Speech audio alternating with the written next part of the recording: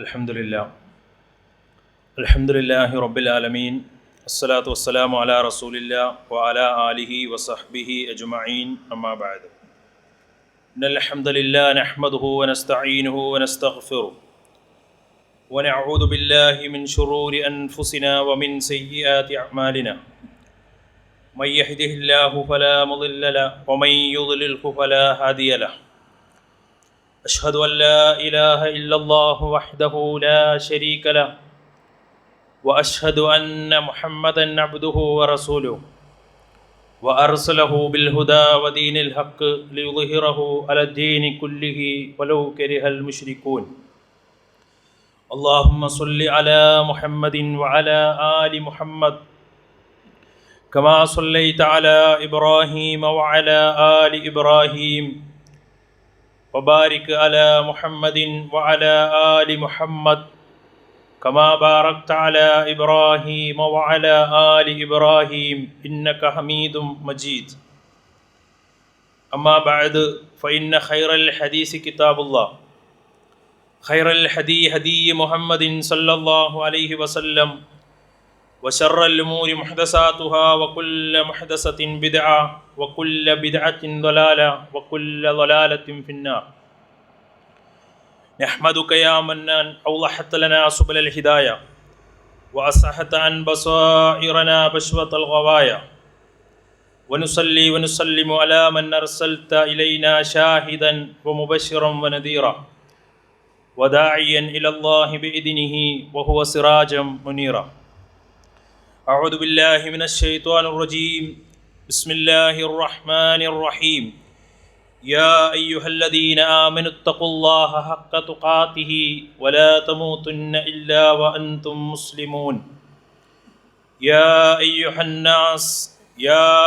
الناس اتقوا ربكم الذي خلقكم من نفس واحدة وخلق منها زوجها وبث منهما رجالا كثيرا ونساء واتقوا الله الذي تساءلون به والأرحام إن الله كان عليكم رقيبا. يا أيها الذين آمنوا اتقوا الله وقولوا قولا سديدا يصلح لكم أعمالكم ويغفر لكم ذنوبكم ومن يطع الله ورسوله فقد فاز فوزا عظيما. أعوذ بالله من الشيطان الرجيم. بسم الله الرحمن الرحيم. ومن يشاكك الرسول من بعد ما تبين له الهدى ويتبع غير السبيل المؤمنين نوله ما تولى ونسله جهنم وساءت مصيرا. സ്നേഹം നിറഞ്ഞ സത്യവിശ്വാസികളെ, സത്യവിശ്വാസിനികളെ, അള്ളാഹുവിൻ്റെ വിധിവിലക്കുകൾ ജീവിതത്തിൻ്റെ എല്ലാ മേഖലകളിലും കഴിവിൻ്റെ പരമാവധി കാത്തു സൂക്ഷിച്ചുകൊണ്ട് പാലിച്ചുകൊണ്ട് ജീവിക്കണമേ എന്ന് ആദ്യമായി എന്നോടെന്ന പോലെ എവരെയും ഉണർത്തുകയാണ്, വസിയത്ത് ചെയ്യുകയാണ്. അപ്രകാരം അള്ളാഹുവിനെ സദാ ജീവിതത്തിൽ സൂക്ഷിച്ച് ജീവിക്കുന്ന മുത്തഖീങ്ങളിൽ അള്ളാഹു നമ്മെ എല്ലാവരെയും ഉൾപ്പെടുത്തി അനുഗ്രഹിക്കുമാറാകട്ടെ. ജീവിതത്തിലുടനീളം പരിശുദ്ധ ഖുർആനും പ്രവാചകൻ സല്ലല്ലാഹു അലൈഹി വസല്ലമയുടെ തിരുചര്യകളും ഇത്തിബാ ചെയ്ത് ജീവിക്കുന്ന മുഅ്മിനീങ്ങളിൽ മുത്തബീങ്ങളിൽ അള്ളാഹു നമ്മെ എല്ലാവരെയും ചേർത്ത് അനുഗ്രഹിക്കുമാറാകട്ടെ. പ്രിയമുള്ള സഹോദരങ്ങളെ, നമ്മുടെയൊക്കെ ജീവിതത്തിൽ നിർണായകമായ പലതും തീരുമാനിക്കുന്നതും ഉരുത്തിരിയുന്നതും പല അടയാളങ്ങളും ലക്ഷണങ്ങളുമൊക്കെ നോക്കിയിട്ടാണ്. ഉദാഹരണമായി പറഞ്ഞാൽ പല രോഗങ്ങളും, തലവേദന, കാലുവേദന, ശരീരവേദന, ജലദോഷം, അതുപോലെയുള്ള പല അടയാളങ്ങളും പരിഗണിച്ചുകൊണ്ടാണ് പല രോഗങ്ങളും നമ്മൾ തിരിച്ചറിയുന്നത്. മനുഷ്യ ജീവിതത്തിലെ മനുഷ്യൻ്റെ വ്യക്തിത്വത്തിനെ അളവ് കണക്കാക്കുന്നത്, അതുപോലെ തന്നെ ജനഹൃദയങ്ങളിൽ ഉണ്ടാക്കിയ സ്വാധീനവും പദവിയും വിലയിരുത്തുന്നത്, അവൻ്റെ ജീവിതത്തിലെ അടയാളങ്ങളും അവൻ്റെ ലക്ഷണങ്ങളുമൊക്കെ മനസ്സിലാക്കുകയും തിരിച്ചറിഞ്ഞും കൊണ്ടാണ് അത്തരം പരിഗണനകൾ നമുക്കുണ്ടാകാറുള്ളത്. ഇപ്രകാരം തന്നെ നമ്മുടെയൊക്കെ ജീവിതത്തിലെ ചില അടയാളങ്ങളിലൂടെയും ലക്ഷണങ്ങളിലൂടെയും അള്ളാഹുവിനെക്കുറിച്ചുള്ള നമ്മളുടെ ചിന്തകളും കാഴ്ചപ്പാടുകളും റബ്ബിനോടുള്ള നമ്മളുടെ അനുസരണവും അഥവാ തഖ്വയെ വിലയിരുത്തപ്പെടാൻ നമുക്ക് മനസ്സിലാക്കാൻ കഴിയുന്ന ചില ലക്ഷണങ്ങളും കാരണങ്ങളും നമ്മുടെ ജീവിതത്തിലുണ്ട്. അതിലേറ്റവും പ്രധാനമായും നമുക്ക് കാണാൻ കഴിയുന്ന ഉദാഹരണമാണ് അള്ളാഹുവിനെയും അവൻ്റെ പ്രവാചകനെയും അനുസരിക്കുക എന്നുള്ളത്. ഒരു മനുഷ്യൻ തൻ്റെ ജീവിതത്തിലെ പ്രവർത്തനങ്ങളിൽ അള്ളാഹുവിനെയും അവൻ്റെ റസൂലിനെയും അനുസരിക്കുവാൻ തീരുമാനിക്കുന്നുവെങ്കിൽ, ആ നിലക്ക് പ്രവർത്തിക്കുന്നുവെങ്കിൽ അവൻ അള്ളാഹുവിൻ്റെയോടുള്ള അടുപ്പവും തഖ്വയും അവൻ്റെ മനസ്സിലുണ്ട് എന്നതിൻ്റെ ലക്ഷണമാണ്. അതുപോലെ തന്നെ റബ്ബിനോടുള്ള തഖ്വയെ കൂടുതൽ വ്യക്തമാക്കി തരുന്ന മറ്റൊരു ഉദാഹരണമാണ് അള്ളാഹുവും അവൻ്റെ പ്രവാചകനും ആദരിച്ചവയെ, ശിആറുകളെ ബഹുമാനിക്കുകയും തഅ്ലീമ് ചെയ്യുകയും ആദരിക്കുകയും അനുസരിക്കുകയും ചെയ്യുക എന്നുള്ളത്. അതിൽ വളരെ പ്രധാനപ്പെട്ട ഒരു വിഷയത്തിലേക്കാണ് ഇൻഷാ അല്ലാഹ് ഇന്നത്തെ ഖുതുബയിൽ നിങ്ങളുടെ ശ്രദ്ധയെ ക്ഷണിക്കാൻ ഉദ്ദേശിക്കുന്നത്. പരിശുദ്ധ ഖുർആൻ തന്നെ 22-ാം അധ്യായം സൂറത്തു ഹജ്ജിൻ്റെ 32-ാമത്തെ ആയത്ത് ദാലിക വമൻ യുഅള്ളിം ശആഇറല്ലാഹ് ഫഇന്നഹാ മിൻ തഖ്വൽ ഖുലൂബ് എന്നാണ്. അള്ളാഹുവിൻ്റെ ശിആറുകളെ ആരെങ്കിലും ആദരിച്ചു കഴിഞ്ഞാൽ ഫഇന്നഹാ മിൻ തഖ്വൽ ഖുലൂബ്, അതവൻ്റെ മനസ്സിൻ്റെ ഹൃദയത്തിലെ തഖ്വയുടെ ലക്ഷണമാണ് അഥവാ അടയാളമാണ് എന്നാണ്. അള്ളാഹുവിൻ്റെ ചിഹ്നങ്ങൾ എന്ന് പറഞ്ഞാൽ എന്തൊക്കെയാണ്? ഒരുപാട് വിഷയങ്ങൾ ഹദീസുകളിലും ഖുർആനിലും നമുക്ക് കാണാൻ സാധിക്കും. പ്രവാചകൻ ആദരിച്ചവയെ, അള്ളാഹു ആദരിച്ചവയെ ആദരിക്കുക എന്നതാണ് തഖ്വയുടെ അടയാളമായി ഇസ്ലാം പറഞ്ഞത്. ഇപ്പം നമ്മൾ നോക്കൂ, പള്ളിയെക്കുറിച്ച് അള്ളാഹ് എന്താ പറഞ്ഞത്? അള്ളാഹിൻ്റെ റസൂൽ പറഞ്ഞത് എന്താ? അഹബ്ബുൽ ബിലാദി ഇലല്ലാഹി മസാജിദുഹ, ഭൂമിയിൽ അള്ളാഹ്ക്ക് ഏറ്റവും ഇഷ്ടപ്പെട്ട ഇടമാണ് അള്ളാഹുവിൻ്റെ മസ്ജിദുകൾ.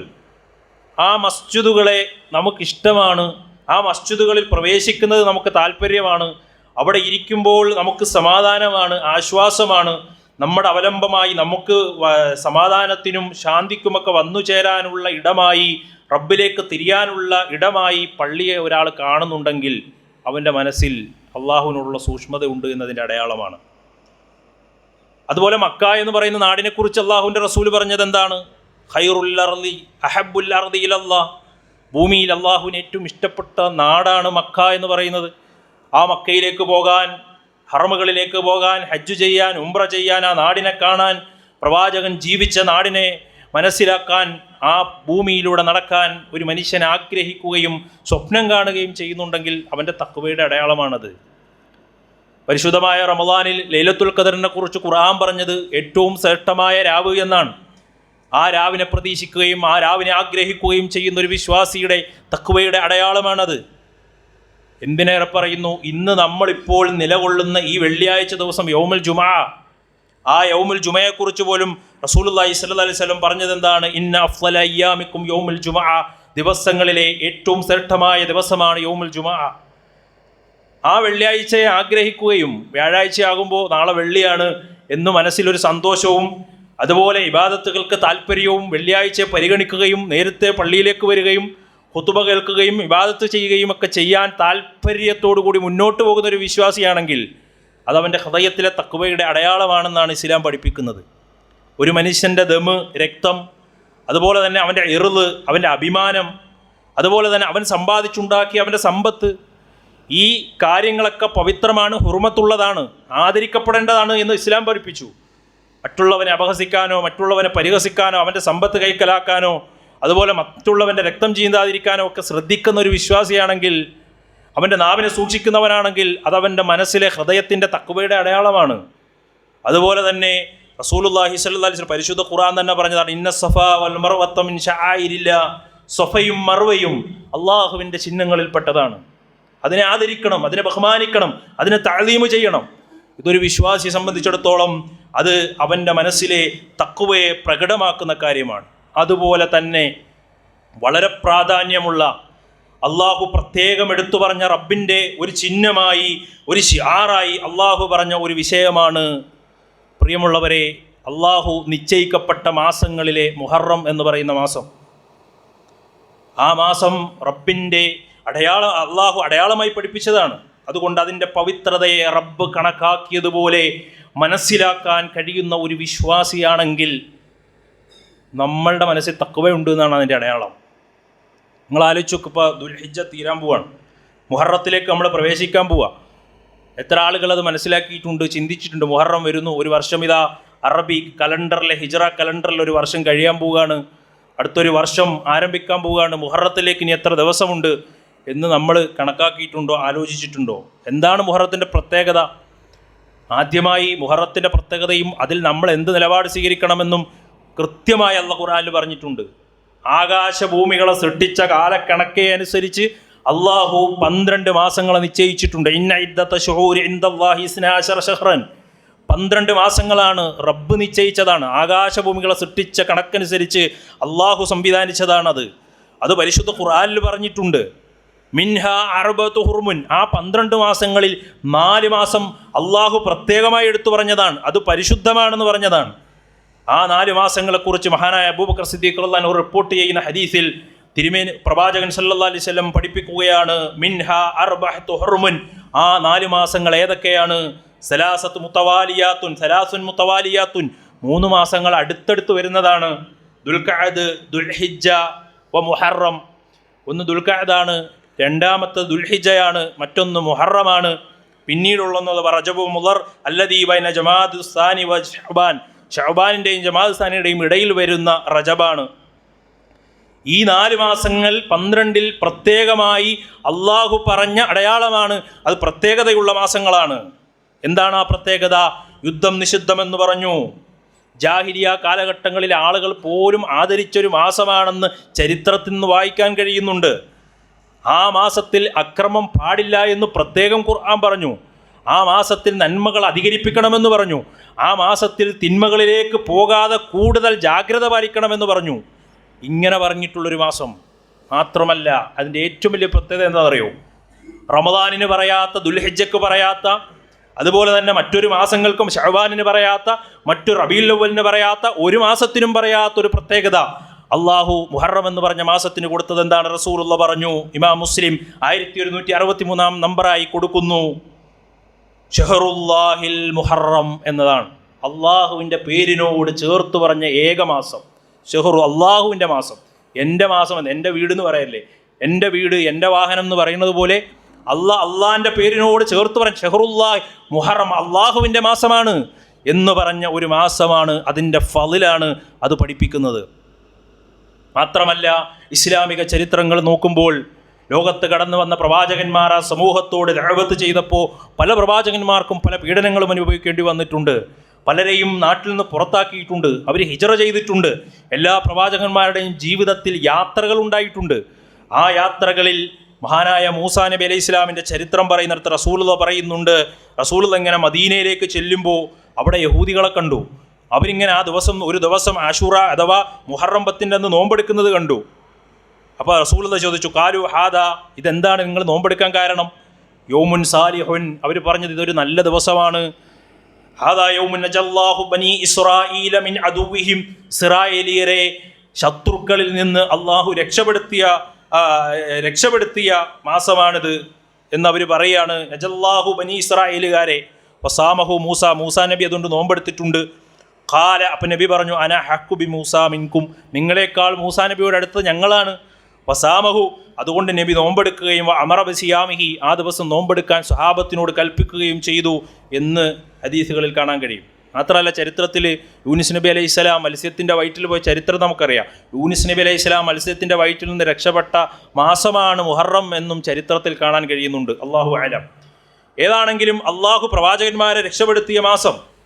അതുകൊണ്ട് തന്നെ ആ മാസത്തിൽ ഒരിക്കലും ഫലാ തളിമു ഫീഹിൻ അൻഫുസക്കും, നിങ്ങൾ അക്രമം പ്രവർത്തിക്കാൻ പാടില്ല എന്ന് പറഞ്ഞു. യാ അയ്യുഹല്ലദീന ആമനു ലാ തുഹില്ലു ശആയിറല്ലാഹ്, അള്ളാഹുവിൻ്റെ ചിഹ്നങ്ങളെ നിങ്ങൾ അനാദരവ് കാണിക്കരുത് എന്ന് പറഞ്ഞു. വലശഹ്റൽ ഹറാം, ആ പരിശുദ്ധ മാസത്തിനെ അതിൻ്റെ ഫളിൽ കൊടുക്കണം, അതിനെ നിങ്ങൾ അനാദരിക്കരുതെന്ന് പറഞ്ഞു. മാത്രവുമല്ല, നന്മകളെ പ്രാധാന്യത്തോടെ കാണുകയും തിന്മകളെ ഗൗരവത്തോടു കൂടി കാണുകയും ചെയ്യണം എന്ന് പറഞ്ഞ ആയത്തിനെ വിശദീകരിച്ചുകൊണ്ട് മഹാനായ ഇമാം ഖത്താദ റഹിമഹുല്ലാഹ് ഇബ്നു കസീറിൻ്റെ തഫ്സീറിൽ കാണാം. അവിടുന്ന് പറയുന്നു, എല്ലാ മാസങ്ങളിലും തിന്മ ഉപേക്ഷിക്കണം, പക്ഷേ ഈ മാസങ്ങളിൽ പ്രത്യേകം ഗൗരവത്തിൽ ശ്രദ്ധിക്കണം എന്ന് അള്ളാഹു പറഞ്ഞിട്ടുണ്ട് എന്ന് ഇബ്നു കസീറിൻ്റെ തഫ്സീറിൽ നമുക്ക് കാണാൻ സാധിക്കും. അപ്പോൾ അങ്ങനെ പവിത്രമായൊരു മാസം, അതിനെ ആദരിക്കുക, അതിനെ ബഹുമാനിക്കുക, അതിനെ ഹൃദയത്തോട് സ്വീകരിക്കുക എന്നത് ഒരു വിശ്വാസിയുടെ തഖ്വയുടെ, അള്ളാഹുവിനോടുള്ള സൂക്ഷ്മതയുടെ അടയാളമാണ്. എന്നാൽ ഇതിൻ്റെ മറ്റൊരു ഭാഗമുണ്ട്. എന്തുകൊണ്ടാണ് ഇത് വളരെ ഗൗരവത്തിൽ നമ്മുടെ സമൂഹത്തോട് പറയുന്നതെന്ന് ചോദിച്ചാൽ അതിൻ്റെ പ്രധാനപ്പെട്ട കാരണം, ഇത്രയേറെ മഹത്വമുള്ള ഒരു മാസത്തെ നമ്മുടെ നാട്ടിലുള്ള ആളുകൾ, നമ്മുടെ കേരളത്തിലുള്ള മുസ്ലിം സമൂഹത്തിലെ ബഹുഭൂരിപക്ഷം വരുന്ന ആളുകൾ ഇതിനെ എങ്ങനെ വിലയിരുത്തുന്നു എന്ന് നമ്മൾ മനസ്സിലാക്കണം. മുഹറം വന്ന പേടിയാണ് ആളുകൾക്ക്, ഭയമാണ് അല്ലേ, അവർക്ക് നന്മകൾ ചെയ്യാൻ തോന്നുന്നില്ല, അവർ പേടിക്കുകയാണ്. ഒരു കല്യാണം നടത്താൻ തീരുമാനിച്ചാൽ അത് മുഹറമാണ്, നടത്തണ്ട, അത് ശകുനമാണ് എന്ന് വിശ്വസിക്കുന്ന, നെഹ്സിൻ്റെ മാസമാണ്, ദിവസങ്ങളാണെന്ന് വിശ്വസിക്കുന്ന ആളുകൾ. ഒരു കച്ചവടം തുടങ്ങാൻ തീരുമാനിച്ചാൽ അത് മുഹറമാണ്, അത് കഴിയട്ടെ എന്ന് വിചാരിക്കുന്ന ആളുകൾ നമ്മുടെ നാട്ടിലുണ്ട്, മുസ്ലിം സമൂഹത്തിലുണ്ട്. ഒരു യാത്ര പോകാൻ തീരുമാനിക്കുകയാണ് അല്ലേ, അത് മുഹറത്തിൽ നിന്ന് മാറ്റിവെച്ചോ, മുഹറത്തിൽ പോകണ്ട, ആ യാത്ര മുടങ്ങിപ്പോകുമെന്ന് തൗഹീദ് വിശ്വസിക്കേണ്ട ഒരു വിശ്വാസി വിശ്വസിക്കുകയാണ്. അതുപോലെ തന്നെ ഒരു പുതിയ വീടിൻ്റെ നിർമ്മാണം തുടങ്ങുമ്പോൾ അത് എന്തായാലും അടുത്ത മാസത്തിലേക്ക് മാറ്റാം, മുഹറത്തിൽ തുടങ്ങണ്ട എന്ന് പറയുന്ന മുസ്ലിം നാമധാരികൾ നമ്മുടെ നാട്ടിലുണ്ട്. ഇതാണ് ഇതിൻ്റെ ഏറ്റവും അപകടകരമായൊരു വശം. ഇത്രയേറെ പവിത്രമായ ഒരു മാസത്തെ അശുഭമായി കാണുന്ന ഒരു രംഗം നിങ്ങൾ ആലോചിച്ച് നോക്കൂ. ഇതെങ്ങനെ വന്നു ഈ സമൂഹത്തിലേക്ക്? അതിൻ്റെ ചരിത്രം പരിശോധിച്ചാൽ അഹ്ലുസുന്നയുടെ ശത്രുക്കളായി കാണുന്ന, അഹ്ലുസുന്നയുടെ പണ്ഡിതന്മാരെ കൊന്നൊടുക്കാൻ മുൻകൈയെടുക്കുന്ന ഷിയാക്കൾ എന്ന് പറയുന്ന വിഭാഗം, അതിൽ ഉഗ്രവാദികളായ പല വിഭാഗങ്ങളുമുണ്ട്. ഫാത്തിമിയാക്കളെ പോലെ, അതുപോലെ ഉബൈദികളെ പോലെയുള്ള ആളുകളൊക്കെ ഉണ്ട്, ഉഗ്രവാദികളായ ആളുകളുണ്ട്. അവരുടെയൊക്കെ വിശ്വാസം എന്താണ്? ഹിജറ 61 മുഹറം 10 കർബലയിലെ യൂഫ്രട്ടീസിൻ്റെ നദിയുടെ തീരത്ത് മഹാനായ ഹുസൈൻ റളിയല്ലാഹു അൻഹുവിനെ നിഷ്ഠൂരമായി ശത്രുക്കൾ കൊലപ്പെടുത്തിയ ചരിത്രം ഇസ്ലാമിക ചരിത്രത്തിൽ നമുക്ക് കാണാൻ കഴിയും. 30-ലധികം വെട്ടായിരുന്നു മഹാനായ സ്വഹാബിയുടെ ശരീരത്തുണ്ടായിരുന്നത്. 30-ലധികം വെട്ടിൻ്റെ പാടുകൾ, തല കൊയ്തു മാറ്റി എന്നാണ്. വളരെ നിഷ്ഠൂരമായ കൊലപാതകം നടന്നു. അതിൻ്റെ ഭാഗമായി, അതിൻ്റെ അടിസ്ഥാനത്തിൽ ഷിയാക്കൾ എന്താ ചെയ്യുക? അതിൻ്റെ ആചരണമെന്ന നിലക്ക് അവരുടെ ശരീരത്തിൽ മുറിവേൽപ്പിക്കുന്നുണ്ട്. അതുപോലെ തന്നെ ശരീരത്തിൽ കറുത്ത ഡ്രസ്സ് ധരിക്കുന്നു, ബാഡ്ജ് ധരിക്കുന്നു. അതിൻ്റെ പേരിൽ അത്തരം ആചരണങ്ങൾ നടക്കുന്നുണ്ട് ലോകത്ത്. ഇത് അഹ്ലുസുന്ന പഠിപ്പിച്ച വിശ്വാസമല്ല, ഇത് അള്ളാഹുവിൻ്റെ റസൂലും സഹാബത്തും കാണിച്ചു തന്നതല്ല. ഇതേ വിശ്വാസങ്ങൾ, ഈ ഷിയാക്കളുടെ പല ആചാരങ്ങളും വിശ്വാസങ്ങളും ഇന്ന് നമ്മുടെ നാട്ടിൽ, കേരളത്തിൽ പോലും മുസ്ലിം സമൂഹത്തിൻ്റെ ഇടയിലേക്ക് അരിച്ചിറങ്ങിയിട്ടുണ്ട് എന്നതിൻ്റെ തെളിവാണ് ഈ മുഹറത്തിൻ്റെ ദിവസങ്ങളിൽ അത് ശകുനത്തിൻ്റെ ദിവസമായി കണക്കാക്കുന്നത് എന്ന് നമുക്ക് മനസ്സിലാക്കാൻ കഴിയും. എത്ര അപകടകരമാണത്, എത്ര ഭയാനകരമാണത്. അള്ളാഹുവും റസൂലും പവിത്രമാക്കിയതിനെ നമ്മൾ അശുഭമായി കാണുക എന്ന് പറഞ്ഞാൽ, അതാണ് ഞാൻ ആമുഖമായി ഓതി വെച്ച വചനം. അത്തരം ആളുകളെക്കുറിച്ചാണ് ഖുർആൻ പറഞ്ഞത്. സന്മാർഗം ഈ ആയത്ത് നമ്മുടെ ഹൃദയത്തിലേക്ക് കുറിച്ചിടേണ്ട വചനമാണ്. സന്മാർഗം വ്യക്തമായി കഴിഞ്ഞതിന് ശേഷം ഏതാണ് നേരായ മാർഗമെന്ന് ഖുതുബകളിലൂടെ, ഖുർആനിലൂടെ, വചനങ്ങളിലൂടെ, ഹദീസുകളിലൂടെ പഠിച്ചതിന് ശേഷം, വ്യക്തമായതിന് ശേഷം നാട്ടിൽ പല അനാചാരങ്ങളും ഉണ്ടാകും, നാട്ടിൽ പല അന്ധവിശ്വാസങ്ങളും ഉണ്ടാകും. അത് പേറി നടക്കുന്നവരായിരിക്കും ഭൂരിഭാഗം. വലിയ കോജമാരും തങ്ങന്മാരെയും നമുക്ക് നാട്ടിൽ കണ്ടു എന്ന് വന്നേക്കാം. അത്തരം പേരുകളിലും പെരുമകളിലും നടിക്കുന്നവരുണ്ടാകാം. അവിടെ നമുക്ക് പരിശുദ്ധ ഖുർആനിൻ്റെ സന്ദേശം നമുക്ക് മനസ്സിലായതിന് ശേഷം ഈ മുഅ്മിനീങ്ങളുടെ ഖുർആനിൻ്റെയും ഹദീസിൻ്റെയും വഴിയല്ലാത്ത മാർഗം ആരെങ്കിലും സ്വീകരിച്ചാൽ നുവല്ലിഹി മാത്തവല്ല, അവൻ തിരിഞ്ഞിടത്തേക്ക് അള്ളാഹു അവനെ തിരിച്ചുവിടും. വനുസ്ലിഹി ജഹന്നം, നരകത്തിൽ അവനെ കരിക്കുന്നതാണ്. വസ്വാഅത്തു മസീറ, ഇത്ര മോശമായ സ്ഥലം അത് വേറെ ഏതാണുള്ളത് എന്ന് പരിശുദ്ധ ഖുർആൻ 4-ാം അധ്യായം 114-ാമത്തെ വചനം സൂറത്തു നിസാ. സഹോദരങ്ങളെ, അതുകൊണ്ട് തന്നെ അത് ഗൗരവമുള്ളൊരു കാര്യമാണ്. മാത്രമല്ല, കാലത്തെ ഇങ്ങനെ കുറ്റം പറയാം, ദിവസങ്ങളെ കുറ്റം പറയാം, അങ്ങനെ ഒരു ഇസ്ലാമുണ്ടോ? ഇസ്ലാമിൽ അങ്ങനെ ഉണ്ടോ? ഈ ദിവസം മോശമാണ്, മഴ കണ്ടാൽ ഇതെന്തോ ഒരു മഴയാണ്, ചൂടാണെങ്കിൽ ഇതെന്തോ ഒരു ചൂടാണ്, ദിവസങ്ങൾ വരികയാണെങ്കിൽ ഇത് ശകുനത്തിൻ്റെ ദിവസമാണ്. ഇത്തരം വിശ്വാസം ഇസ്ലാമിലുണ്ടോ? റസൂലുള്ളാഹി പറഞ്ഞത് എന്താണ്? അല്ലാഹ് പറയാണ്, കാലം അത് ഞാനാണ്, അതുകൊണ്ട് നിങ്ങൾ ലാ തസുബ്ബുദ്ദഹർ, നിങ്ങൾ കാലത്തെ ചീത്ത പറയരുത് എന്നാണ്.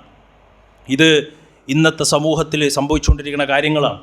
മാത്രമല്ല, അള്ളാഹുവിൻ്റെ റസൂൽ പറഞ്ഞില്ലേ, ഇത്തരം സ്വഭാവങ്ങൾ, ഇങ്ങനെ കാലത്തെ പഴിക്കുന്ന സ്വഭാവങ്ങൾ, ഇത്തരം ഇല്ലേ, അതുപോലെ ശകുനത്തിൽ വിശ്വസിക്കുന്ന ആളുകൾ, എന്തൊക്കെ ഉദാഹരണങ്ങൾ പറയാൻ കഴിയും. ഒരു കറുത്ത പൂച്ച കുറുക്കിയാടിയാൽ പോലും, വണ്ടിയിൽ പോകാൻ ഒരു കറുത്ത പൂച്ച കുറുക്കിയാടിയാൽ അല്ലേ, ഇതുപോലെ മലയാളത്തിൽ ഖുത്ബകൾ കേട്ട് അള്ളാഹുവിൻ്റെ ദീന് മനസ്സിലാക്കിയവർ പോലും ഒന്ന് പേടിക്കുകയാണ്. വാഹനം ഒന്ന് പെട്ടെന്ന് ബ്രേക്ക് ഇടുകയാണ്, എന്തെങ്കിലും ഒന്ന് സംഭവിച്ചു പോയാലോ എന്നൊരു തോന്നൽ അല്ലേ. പല്ല് ചലച്ചാൽ പ്രശ്നം, കിളി കരഞ്ഞാൽ പ്രശ്നം, ഉറുമ്പ് കൂടിയാൽ സന്തോഷം വരുമെന്ന് വിശ്വസിക്കുന്ന അവസ്ഥ, ഇത് മുസ്ലിം സമൂഹത്തിൻ്റെ അവസ്ഥയാണ്. ഒരു യാത്രക്കിറങ്ങിയാൽ പുറകിൽ നിന്ന് വിളിക്കരുതെന്ന വിശ്വാസം, കൈനീട്ടത്തിലുള്ള വിശ്വാസം, ഇതൊക്കെ മുസ്ലിം കച്ചവടക്കാരായ എത്രയോ ആളുകളാണ് കൈനീട്ടം അത് കിട്ടിയില്ലെങ്കിൽ അന്നത്തെ കച്ചവടം നഷ്ടമായി പോകുന്നു വിശ്വസിക്കുന്നത്.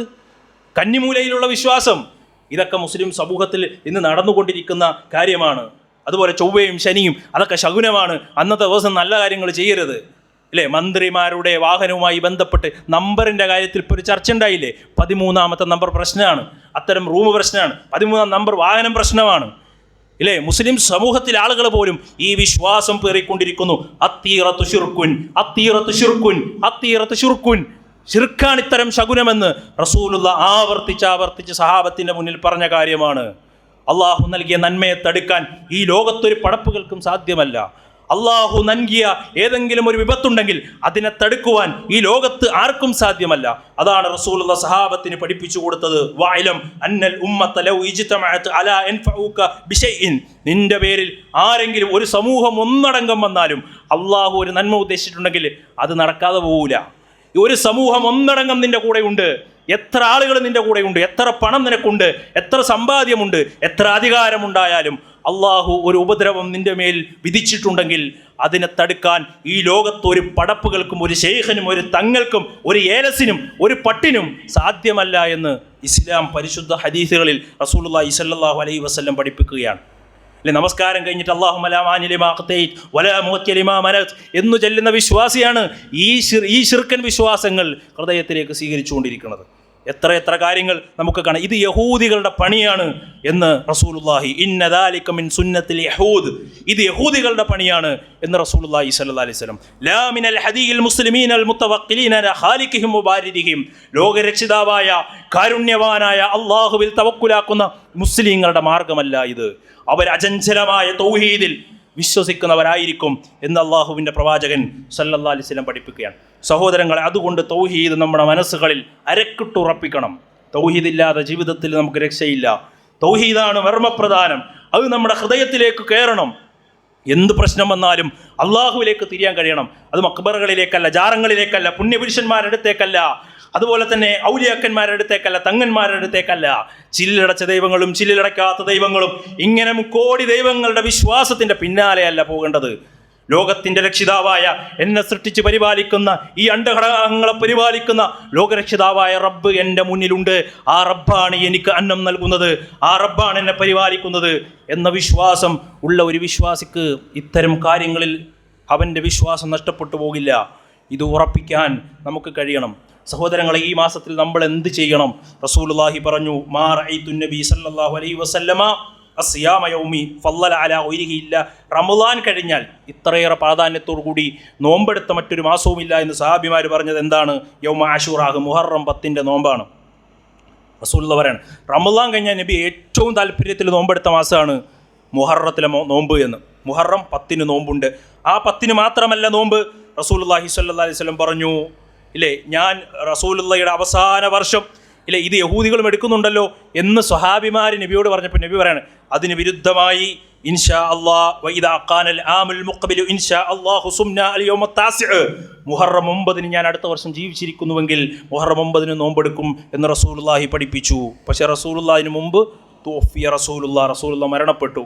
റസൂലുള്ളാഹിയുടെ അംഗീകാരവും റസൂലുള്ളാഹിയുടെ പ്രവർത്തനവുമുള്ള വിഷയമാണ് മുഹറം 9ഉം 10ഉം. സഹോദരങ്ങളെ, അതുകൊണ്ട് നമ്മൾ നോമ്പെടുക്കുക, ആ മാസത്തിൻ്റെ പവിത്രതയെ ആ നിലക്ക് കാണാൻ നമ്മൾ തയ്യാറാവുക. അതോടൊപ്പം സഹോദരങ്ങളെ, രണ്ടാമത്തെ ഒരു ഭാഗം എന്ന് പറയുന്നത്, ഈ ഒരു മുഹറം വരുമ്പോൾ നമ്മൾ ചിന്തിക്കേണ്ട ഒരു കാര്യമുണ്ട്. ഒരു പുതുവർഷം, ഒരു ഹിജറ കലണ്ടർ മാറുകയാണ്. ഒരു പുതിയ കലണ്ടറിലേക്ക് നമ്മൾ മാറുകയാണ്, പുതിയൊരു മാസത്തിലേക്ക് മാറുകയാണ്.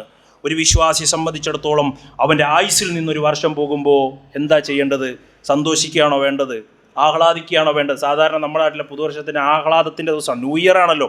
അങ്ങനെയാണോ നമ്മളൊരു വിശ്വാസി ചെയ്യേണ്ടത്? ഒരിക്കലുമല്ല. അവൻ്റെ ജീവിതത്തിൽ നിന്നൊരു വർഷം കാർന്ന് തിന്നിരിക്കുകയാണ്. അവൻ്റെ ആയുസ് തീർന്നുകൊണ്ടിരിക്കുകയാണ്. മരണത്തോടവൻ അടുത്തുകൊണ്ടിരിക്കുകയാണ് എന്ന ചിന്തയാണ് ഒരു വിശ്വാസിയെ സംബന്ധിച്ചിടത്തോളം അവന് ഉണ്ടാകേണ്ടത്. വളരെ വേഗത്തിലാണ് പോവുക ദിവസങ്ങളൊക്കെ. ഒരു വർഷം എത്ര പെട്ടെന്നാണ് പോയത്, അല്ലേ? മാസങ്ങളെപ്പോലെ ദിവസങ്ങളെപ്പോലെയൊക്കെ ഹദീസുകൾ നമ്മൾ കേട്ടിട്ടില്ലേ? അതിവേഗം സഞ്ചരിച്ചു കൊണ്ടിരിക്കുകയാണ്. നമ്മളിങ്ങനെ ലക്ഷ്യമില്ലാത്ത വാഹനം പോലെ യാത്ര ചെയ്യുമ്പോൾ, അല്ലേ, നമ്മളിങ്ങനെ മരണത്തേക്ക് അടുത്തുകൊണ്ടിരിക്കുകയാണ്. ദുനിയാവിലെ സമയം എന്ന് പറയുന്നത് പരിമിതമാണ്. ഒരു പരിശുദ്ധ ഖുർആനിലൊരു വചനമുണ്ട്. ഏതാണ് ആ വചനം എന്നറിയോ? ഖാലകം ലബിസ്തും ഫിൽ അർളി അദദ സിനീൻ ഖാലു ലബിസ്നാ യൗമൻ ഔ ബഅദ യൗമിൻ ഫസ്അലിൽ ആദീൻ. എന്താ ഖുർആൻ പറയുന്നറിയോ? നാളെ പരലോകത്ത് ചെല്ലുമ്പോൾ ആരാണ് 950 കൊല്ലത്തിലധികം ആയുസ്സുണ്ടായിരുന്ന സമൂഹം ഉൾപ്പെടെ നാളെ പരലോകത്ത് റബ്ബിന്റെ മുന്നിൽ നിൽക്കുമ്പോൾ അവരോട് ചോദിക്കുകയാണ്, നിങ്ങൾ ദുനിയാവിൽ എത്ര കാലം ജീവിച്ചു എന്ന്. ആ പരലോകത്തിന്റെ ഭയാനകതയും ബർസഖിയായ ലോകത്തിന്റെ വിശാലതയും കണ്ട അവർ പറയുന്നൊരു വാക്കുണ്ട്, ഖാല ഇൻ ലബിസ്തും ഇല്ലാ ഖലീല ലൗ അന്നകും കുന്തും തഅലമുൻ. അവർ പറയാണ്, ഞങ്ങൾ ഖാലു ലബിസ്ന യൗമൻ ഔ ബഅദ യൗമിൻ, ഒരു ദിവസമോ അതിലല്പമേ ഈ ദുനിയാവിൽ ജീവിച്ചിട്ടുള്ളൂ. എന്താ അതിൻ്റെ അർത്ഥം? ഒരു ദിവസം ജീവിച്ചു എന്നാണോ? അല്ല, 1000 വർഷം ജീവിച്ചിട്ടും അവർക്ക് തോന്നുന്നത് ഒരു ദിവസം പോലും അവർ ജീവിച്ചിട്ടില്ല എന്നാണ്. കാരണം അത്രയും ഭയാനകരമായ ഒരു പരലോകത്തെ കണ്ണുകൊണ്ട് കാണേണ്ടവരാണ് നമ്മൾ. അത്തരമൊരു ലോകത്തേക്ക് നമ്മൾ മടക്കപ്പെടും. അന്നക്കും ഇലൈനാ ലാ തുർജഊൻ, എല്ലാവരും റബ്ബിലേക്ക് മടക്കപ്പെടേണ്ടവരാണ്. അഫഹസിബതും അന്നമാ ഖലഖ്നാകും ഹബസ, അല്ലാഹ് നിങ്ങളെ വെറുതെ അങ്ങ് സൃഷ്ടിച്ചതാണെന്ന് ചിന്തിച്ചിട്ടുണ്ടോ? വെറുതെ സൃഷ്ടിച്ചതാണെന്ന് നമ്മൾ വിചാരിക്കുന്നത്. ഇവിടെ ഇങ്ങനെ ജീവിച്ച് ഇവിടെ നല്ല ജോലിയൊക്കെ ഉണ്ടായി പണമൊക്കെ ഉണ്ടായി അടിച്ച് പൊളിച്ച് ആസ്വദിച്ച് അല്ലെ റീലുകളും കണ്ട് ഇങ്ങനെ ജീവിച്ചങ്ങ് പോകാമെന്നാണോ നിങ്ങൾ വിചാരിക്കുന്നത്? വെറുതെയാണോ ഈ ഭൂമി ലോകത്തെ മുഴുവനും അത്ഭുതങ്ങളിൽ അത്ഭുതമായ മനുഷ്യ സൃഷ്ടിപ്പും അതുപോലെ മറ്റ് സൃഷ്ടിജാലങ്ങളുടെ സൃഷ്ടിപ്പുമെല്ലാം ഇവിടെ സംവിധാനിച്ചത് വെറുതെയാണോ എന്നാണോ നിങ്ങൾ വിചാരിക്കുന്നത്? അള്ളാഹുവിലേക്ക് നിങ്ങൾ മടക്കപ്പെടുക തന്നെ ചെയ്യും എന്നാണ്. മറ്റൊരു ഖുർആനിക വചനമുണ്ട്, കഅന്നഹും യൗമ യറൗനഹാ ലം യൽബസു ഇല്ലാ അശിയത്തൻ ഔ ദുഹാഹാ. അവരോട് ചോദിക്കും, നിങ്ങൾ ഭൂമിയിൽ എത്ര കാലം ജീവിച്ചു എന്ന്. വർഷങ്ങളോളം ഭൂമിയിൽ ജീവിച്ച ആളുകൾ പറയാണ്, ഒരു വൈകുന്നേരം അല്ലെങ്കിൽ ഒരു പ്രഭാതം, അത്രമാത്രമേ ഞങ്ങൾ ജീവിച്ചുള്ളൂ. അതാണ് ദുനിയാവിൻ്റെ പരിമിതി എന്ന് മനസ്സിലാക്കാൻ സഹോദരങ്ങളെ നമുക്ക് കഴിയണം. അതുകൊണ്ട് അള്ളാഹു നൽകിയ ഈ ആയുസ് ഉപയോഗപ്പെടുത്തി മുന്നോട്ട് പോകണം. ഒരു മനുഷ്യൻ അവൻ്റെ ജീവിതത്തിൽ ഒരു 60 വർഷം ഈ ഭൂമി ലോകത്ത് ജീവിക്കുന്നു എന്ന് വിചാരിച്ചാൽ ഏകദേശം 21,900 ദിവസമാണ് അവൻ ഈ ഭൂമി ലോകത്ത് ജീവിക്കുക ഇല്ലേ? ആ 21 ഒരു ദിവസം അവനൊരു 8 മണിക്കൂർ ഉറങ്ങുകയാണെങ്കിലോ നമ്മൾ ആലോചിച്ച് നോക്കുക, 20 കൊല്ലം അവൻ്റെ നഷ്ടപ്പെട്ടു. ബാക്കി 40 കൊല്ലാണ് അവൻ്റെ ബാക്കിയുള്ളത്. ആ 40 കൊല്ലത്തിൽ ഏകദേശം 14,600 ദിവസങ്ങൾ. ആ 14,600 ദിവസങ്ങളിൽ അവൻ്റെ കുട്ടിക്കാലവും അവൻ്റെ പഠനവും അതുപോലെ തന്നെ അവൻ്റെ വിനോദങ്ങളും എല്ലാം ബാക്കി നിർത്തിയാൽ ഏകദേശം 25 വർഷം പോയി. പിന്നീട് അവൻ്റെ ജീവിതത്തിൽ കർമ്മനിരതരാകാനുള്ള 15 വർഷമാണ് ബാക്കിയുള്ളത്. ആ 15 വർഷത്തിലാണ് നമ്മൾ ജോലി ചെയ്യേണ്ടത്. ആ 15 വർഷത്തിലാണ് നമ്മൾ കുടുംബത്തെ പോറ്റേണ്ടത്. ആ 15 വർഷത്തിലാണ് നമ്മൾ രാഷ്ട്രീയത്തിൽ പ്രവർത്തിക്കുന്നത്. ആ 15 വർഷത്തിലാണ് മറ്റ് പ്രവർത്തനങ്ങൾ നമ്മൾ ഏർപ്പെടുന്നത്. എത്ര സമയമുണ്ട് അള്ളാഹുവിന് വേണ്ടി ഇബാദത്ത് ചെയ്യാൻ? ഇതാണ് മനുഷ്യൻ്റെ ജീവിതം എന്ന് പറയുന്നത്. സഹോദരങ്ങളെ, 2 ഇരുട്ടുകൾക്കിടയിലുള്ളൊരു ജീവിതമാണ്. ഒന്ന് ഗർഭാശയമാണ്. ആ ഇരുട്ടിൽ നിന്ന് നമ്മൾ യാത്ര തുടങ്ങിക്കഴിഞ്ഞു. ഇനി അടുത്തൊരു ഇരുട്ടിലേക്ക് തന്നെയാണ് നമ്മൾ പോകുന്നത്. അത് ഖബറാണ്, അത് ബർസഖിയായ ലോകമാണ്. അതിൻ്റെ ഇടയിലുള്ള ഈ ആയുസ് എന്ന അനുഗ്രഹത്തെ ഉപയോഗപ്പെടുത്തണം. ആയുസില്ലെങ്കിൽ പണം കൊണ്ടെന്താ കാര്യം? ആയുസില്ലെങ്കിൽ അധികാരം കൊണ്ടെന്താ സഹോദരങ്ങളെ കാര്യം? നമുക്ക് ആയുസ്, നാളെ മരിക്കുന്ന മനുഷ്യൻ ഇന്ന് പണം ഉണ്ടാക്കേണ്ട കാര്യമുണ്ടോ? പണം കൊണ്ട് അവൻ എന്തെങ്കിലും പ്രയോജനമുണ്ടോ? ഇതൊക്കെ സമ്പാദിച്ചിട്ടിട്ട് മരണമെന്ന വാഹനത്തിൽ കയറി നമ്മൾ യാത്ര ചെയ്യേണ്ടി വരും എന്ന ഓർമ്മയുണ്ടാകണം. അതുകൊണ്ട് അള്ളാഹു നൽകിയ വലിയ സമ്പത്തുണ്ട്. അത് വളരെ ക്രിയാത്മകമായി സക്രിയമായി ഉപയോഗിക്കാൻ നമുക്കൊരോരുത്തർക്കും കഴിയേണ്ടതുണ്ട്. ഏതാണത്? നമ്മുടെ മരണത്തിന് മുമ്പുള്ള നമ്മുടെ ജീവിതം, അതുപോലെ നമ്മളുടെ ഒഴിവ് സമയങ്ങൾ, നമ്മൾ ബിസി ആവുന്നതിന് മുമ്പുള്ള നമ്മുടെ ഒഴിവ് സമയങ്ങൾ, അതുപോലെ തന്നെ നമ്മുടെ ദാരിദ്ര്യാവസ്ഥയ്ക്ക് മുമ്പുള്ള നമ്മുടെ സാമ്പത്തികമായ സന്ദർഭങ്ങൾ, ശബാബക ഖബ്ല ഹറമിക, അതുപോലെ തന്നെ വാർദ്ധക്യത്തിന് മുമ്പുള്ള യുവത്വം. യുവത്വം എന്ന് പറയുമ്പോൾ ചോരത്തിരപ്പുള്ള സമയമാണ്, എന്തിനും കഴിയുന്ന കാലമാണ്. ആ സമയമൊന്നും പ്രിയപ്പെട്ട യുവാക്കളെ നഷ്ടപ്പെടുത്തി കളയരുത്. മൊബൈലിൻ്റെ പിന്നിലും ലോകത്തിൻ്റെ മുന്നിലും അതുപോലെ വിനോദങ്ങളുടെ പിന്നിലും മാത്രം സഞ്ചരിച്ച് അതൊന്നും നമ്മുടെ ആ സമയം നഷ്ടപ്പെടുത്തി. ഇന്ത്യയിലാണ് ലോകത്ത് ഏറ്റവും കൂടുതൽ യുവാക്കളുള്ളത്. ആ യുവത്വം ഒരിക്കലും നമ്മൾ എന്ത് ചെയ്യരുത്, വേസ്റ്റാക്കി കളയുന്നൊരവസ്ഥ ഉണ്ടാകരുത്. അതുപോലെ തന്നെ നമ്മുടെ രോഗാവസ്ഥയ്ക്ക് മുമ്പുള്ള നമ്മുടെ ആരോഗ്യം, ഇതെല്ലാം കൃത്യമായി ഉപയോഗപ്പെടുത്തണം. രോഗാവസ്ഥയിൽ നമ്മുടെ കൂടെ പള്ളിയിൽ വന്ന ഒരുപാട് സഹോദരങ്ങൾ രോഗാവസ്ഥയിൽ വീട്ടിലാണ്, പള്ളിയിലേക്ക് വരാൻ കഴിയണില്ല. പള്ളിയിൽ നിന്ന് ആരെങ്കിലും നിന്ന് ബാങ്കൊലി കേൾക്കുമ്പോൾ അവർക്ക് ആഗ്രഹമാണ് പള്ളിയിലേക്ക് വരാൻ. സഹോദരങ്ങളെ, നമുക്ക് ആരോഗ്യം ഉണ്ടായിട്ട് പോലും പള്ളിയിലേക്ക് കൃത്യമായി ഫർദിന് പോലും വരാത്ത എത്രയോ ചെറുപ്പക്കാരെ ഇന്ന് നമുക്ക് കാണാൻ കഴിയും. അതുകൊണ്ട് കൃത്യമായി നമ്മുടെ മരണത്തെക്കുറിച്ച് എപ്പോഴും നമ്മൾ ഓർത്തുകൊണ്ടിരിക്കുക. നമ്മളുടെ ഭൗതികമായ സുഖങ്ങളും സൗകര്യങ്ങളും പരലോകത്തെ നഷ്ടപ്പെടുത്തുന്ന ഒരവസ്ഥ ഒരിക്കലും നമുക്കുണ്ടാകരുത്. നമ്മൾ ഒരു യാത്രക്കാരനാണ്. നബി പറഞ്ഞില്ലേ, ഔ ആബിറുസ് സബീൽ എന്നാണ്. കുൻ ഫിദ് ദുനിയാ കഅന്നക ഗരീബ്. പ്രവാചകന്റെ അനുചരന്മാരെ കൈപിടിച്ചുകൊണ്ട് പ്രവാചകൻ പറഞ്ഞ വളരെ വിലപ്പെട്ട ഉപദേശമാണ് ഇന്നത്തെ ഈ ഖുതുബയിൽ നമ്മുടെ ഹൃദയത്തിലേക്ക് കയറേണ്ടത്. കുൻ ഫിദ് ദുനിയാ കഅന്നക ഗരീബ്. നീ ഒരു സബീൽ, നീ ഒരു അപരിചിതനെ പോലെ അല്ലെങ്കിൽ ഒരു വഴിയാത്രക്കാരനെ പോലെ ഈ ലോകത്ത് ജീവിക്കണം. പ്രഭാതമായാൽ പ്രദോഷത്തെ പ്രതീക്ഷിക്കരുത്, പ്രദോഷമായാൽ പ്രഭാതത്തെ പ്രതീക്ഷിക്കരുത്. നമ്മളിങ്ങനെ മാസങ്ങളും വർഷങ്ങളും പ്രതീക്ഷിച്ചാണ് ജീവിക്കുന്നത്. അങ്ങനെ പ്രതീക്ഷിക്കാതെ ജീവിക്കണം. ഏത് നിമിഷവും സഹോദരങ്ങളെ, മരണം നമ്മുടെ മുന്നിലേക്ക് വരും.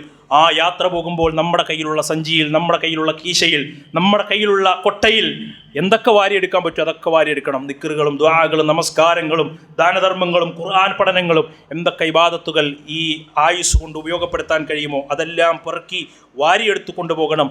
അതിനൊക്കെ വമ്പിച്ച ലാഭം നമുക്ക് ലഭിക്കും എന്ന കാര്യം നമ്മൾ മനസ്സിലാക്കുക. അങ്ങനെയാണെങ്കിൽ നാളെ ഖബറിൽ മരണം മുന്നിൽ വരുമ്പോൾ നമ്മൾ ദുഃഖിക്കേണ്ടി വരില്ല.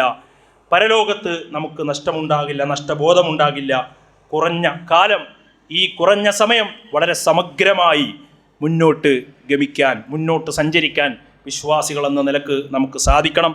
അത്തരം വിശ്വാസികളിൽ അള്ളാഹു നമ്മെ ഉൾപ്പെടുത്തി അനുഗ്രഹിക്കുമാറാകട്ടെ.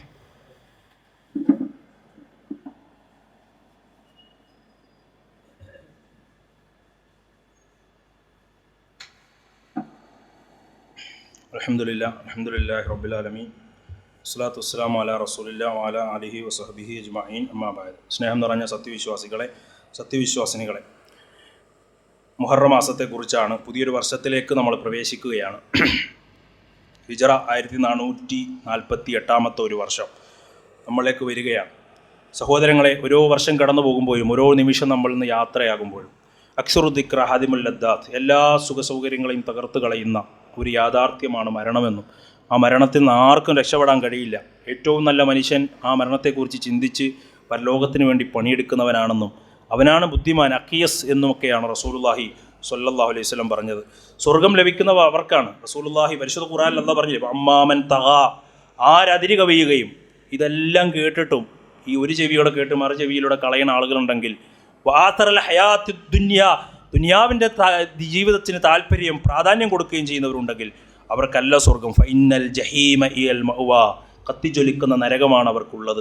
വഅമ്മാമൻ ഖാഫ മഖാമ റബ്ബിഹി, റബ്ബിൻ്റെ സ്ഥാനത്തെ ഭയപ്പെടുകയും പരലോകത്തെ പ്രതീക്ഷിക്കുകയും വനഅൻ നഫ്സാനിൽ ഹവാ, മനസ്സിൽ ആഗ്രഹങ്ങളും ഇച്ഛകളും ഒക്കെ മാറ്റിവെച്ച് അള്ളാഹുവിനോടുള്ള ഇഷ്ടവും ഖൗഫും അതുപോലെ തന്നെ അവനുള്ള പ്രതീക്ഷയും അവനോടുള്ള സ്നേഹവുമൊക്കെ മനസ്സിലുണ്ടായിക്കൊണ്ട് ജീവിക്കുന്നവർ, ഫഇന്നൽ ജന്നത ഇയൽ മഅ്വാ, അവർക്കാണ് സ്വർഗമെന്ന സങ്കേതം അള്ളാഹു ഒരുക്കി വെച്ചിരിക്കുന്നത്. സ്വർഗം വാങ്ങാനുള്ള ഒരു കച്ചവടത്തിലാണ് എന്ന് കരുതി, അങ്ങനെ കരുതി തന്നെ നമ്മൾ മുന്നോട്ട് പോവുക എന്നതാണ് നമ്മുടെ ആ സ്വർഗം വാങ്ങാനുള്ള അടിസ്ഥാന വിലയാണ് യഥാർത്ഥത്തിൽ നമ്മൾ ചെയ്യുന്ന ഫർളായ കർമ്മങ്ങൾ, നിർബന്ധമായ അനുഷ്ഠാനങ്ങൾ എന്ന് പറയുന്നത്.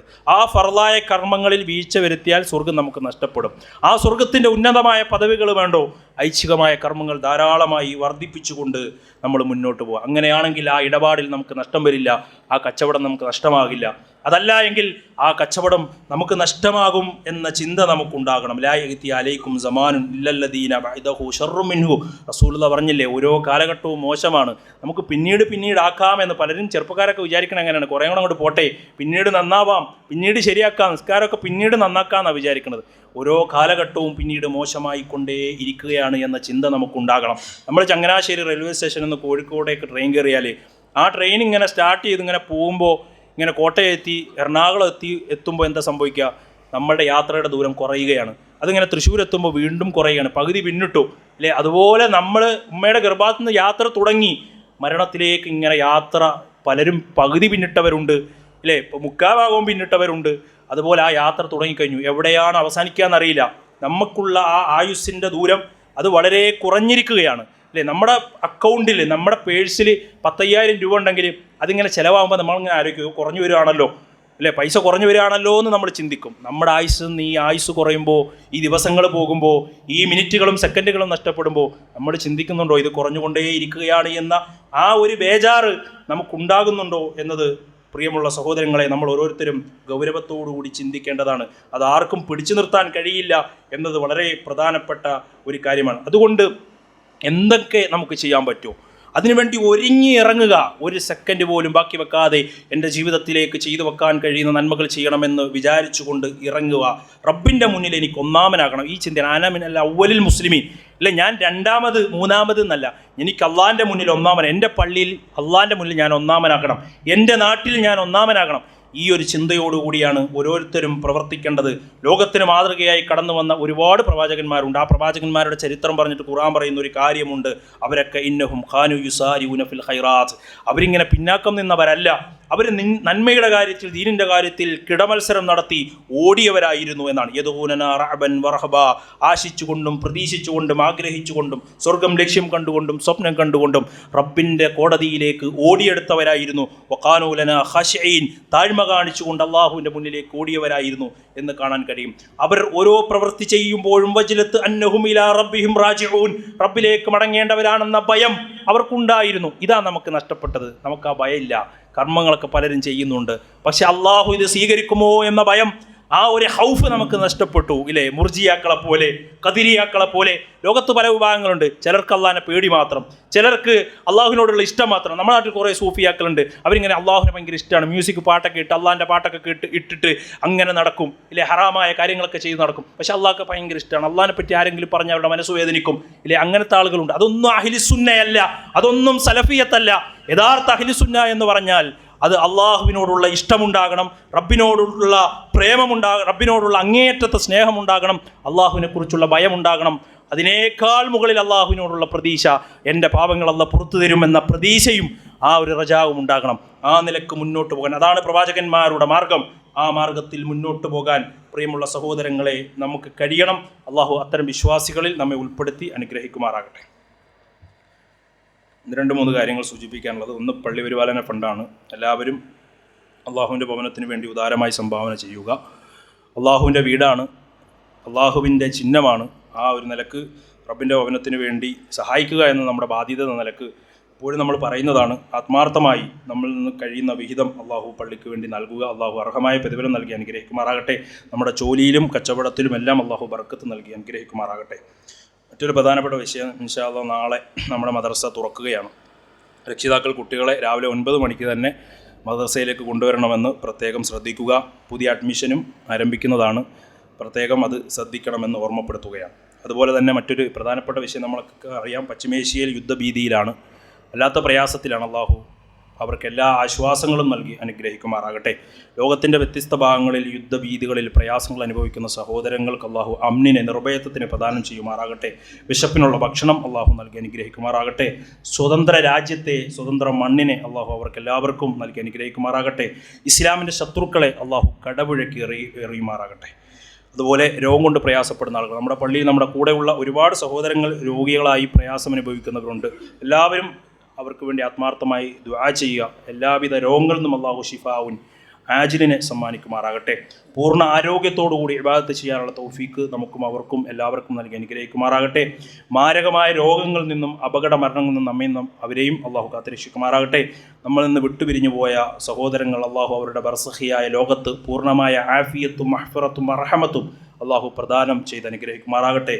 ജന്നാത്തിൽ ഫിർദൗസിലേക്ക് കിടക്കുന്ന സത്യവിശ്വാസികളിൽ അള്ളാഹുവെ നീ ഞങ്ങളെ എല്ലാവരെയും ഉൾപ്പെടുത്തി അനുഗ്രഹിക്കണം. റഹ്മാനെ, തൗഹീദ് ഉയർത്തിപ്പിടിച്ച് സുന്നത്ത് ഉയർത്തിപ്പിടിച്ച് ഇൽമുൻ നാഫിയ നേടിക്കൊണ്ട് മുന്നോട്ട് പോകുന്ന യഥാർത്ഥ ദായികളിൽ അള്ളാഹുവെ നീ ഞങ്ങളെല്ലാവരെയും ഉൾപ്പെടുത്തി അനുഗ്രഹിക്കണം. റഹ്മാനെ, നാളെ പരലോകത്ത് വലത് കയ്യിൽ കിതാബ് പിടിച്ച് ചുണ്ടുറയ്ക്കാതെ നിൽക്കുന്ന മുഅ്മിനീങ്ങളിൽ മുത്തബീങ്ങളിൽ അള്ളാഹു നമ്മളെല്ലാവരെയും അള്ളാഹുവെ നീ ഉൾപ്പെടുത്തി അനുഗ്രഹിക്കണം. റഹ്മാനെ, അല്ലാഹുമ്മ ഗഫിർ മുഅ്മിനീന വൽ മുഅ്മിനാത്ത് വൽ മുസ്ലിമീന വൽ മുസ്ലിമാത്ത് വൽ അഹ്യാഉ മിൻകും വൽ അംവാത്ത് إنك مجيب الدعوات يا قاضي الحاجات اللهم اجرنا من النار اللهم اجرنا من النار اللهم اجرنا من النار ربنا تقبل منا إنك أنت السميع العليم وتب علينا إنك أنت التواب الرحيم آمين آمين برحمتك يا أرحم الراحمين والحمد لله رب العالمين.